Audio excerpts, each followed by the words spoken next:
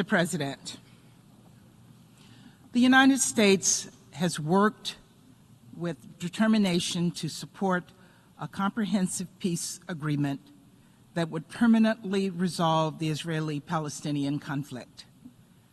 There is no other path that both guarantees Israel's security and future as a democratic Jewish state and ensures Palestinians can live in peace and dignity in a state of their own. Consistent with this position, we have long opposed unilateral measures that undermine the prospect of a two-state solution.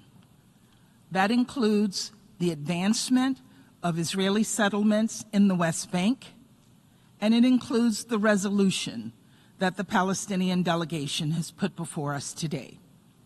For the better part of 4 decades, the United States has been clear about our policy concerns with Israel's program of settlements. Earlier this year, we also expressed the view that the program of settlements is inconsistent with international law. We maintain firm opposition to settlement expansion, which in our judgment only weakens Israel's security. The United States also respects the important role of the International Court of Justice in advising the UN General Assembly and in helping peacefully settle disputes. However, adoption of a one-sided resolution that selectively interprets the substance of the ICJ's opinion does not advance what we all want to see, and that is progress toward two states living in peace, side by side.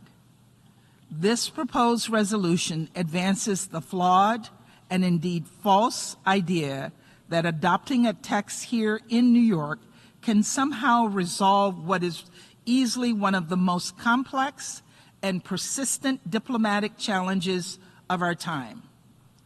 Colleagues, we all know that is not true. We all know, as the Security Council has repeatedly underscored, that a resolution of the Israeli-Palestinian conflict must be achieved through negotiations between the two parties. Negotiations grounded in some basic principles, including the notion of land for peace. Regrettably, but very significantly, the Palestinian resolution makes no mention of this reality.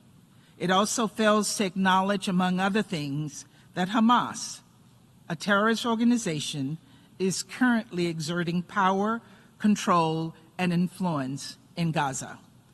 And it refuses to address the reality that Israel, a United Nations member state, simply has a right to protect and defend its people from acts of terror or violence. I understand the last few months have been devastating for the Palestinian people. Families have endured hell in Gaza and the West Bank due to the new round of fighting Hamas set in motion on October 7th.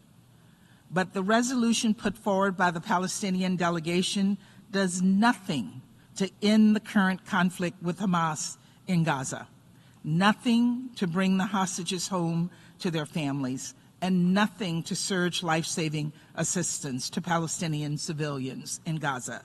It does not offer a concrete path forward for how, consistent with Security Council Resolution 2735, the Palestinian Authority in Gaza intends to reunify the Gaza Strip with the West Bank. It does not address calls for reform of the Palestinian Authority, not only from the international community, including numerous Arab states, but also from the Palestinian people. And despite the fact that Hamas just upended ceasefire negotiations by brutally murdering 6 hostages, and despite the fact that Hamas continues to use Palestinian civilians as human shields in Gaza, this resolution does not include any measures to pressure Hamas to heed Security Council Resolution 2735, accept the deal on the table, and implement it without delay or further conditions. Colleagues, using inflammatory language in this text is not going to advance the cause of peace. Demanding every member state impose economic sanctions on Israel and its officials is not going to reinvigorate the peace process, let alone create a path toward a two-state solution. Creating more special committees and convening a conference ostensibly for no other purpose than to pressure Israel is not a viable substitute for the one thing we all know, and that is the Security Council and General Assembly have long agreed is necessary to resolve the Israeli-Palestinian conflict, and that is direct negotiations. Rather, and much like other symbolic gestures pursued by the Palestinian delegation in recent months, many of which do little or nothing to alleviate the suffering of the Palestinian civilians in Gaza, this resolution is a stark reminder that there are no shortcuts to peace. Colleagues, in the dark months since October 7th, I've heard and sensed a feeling of hopelessness regarding the prospects for peace, not only between Israeli and Palestinians, but more broadly in the region. But we must not be guided by fear and despair.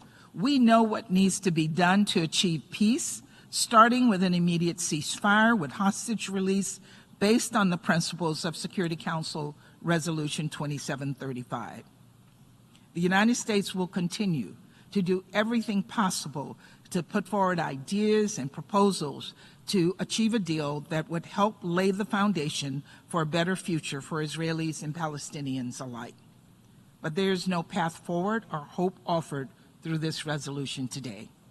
Its adoption will not save Palestinian lives, bring the hostages home, end Israeli settlements, or reinvigorate the peace process. For that reason, I urge you to vote no and to instead join the United States in pressing both parties, Israelis and Palestinians, to recommit to the hard work of direct negotiations and to press Hamas to take the deal on the table. Thank you very much, and thank you, Mr. President. I thank the distinguished representative.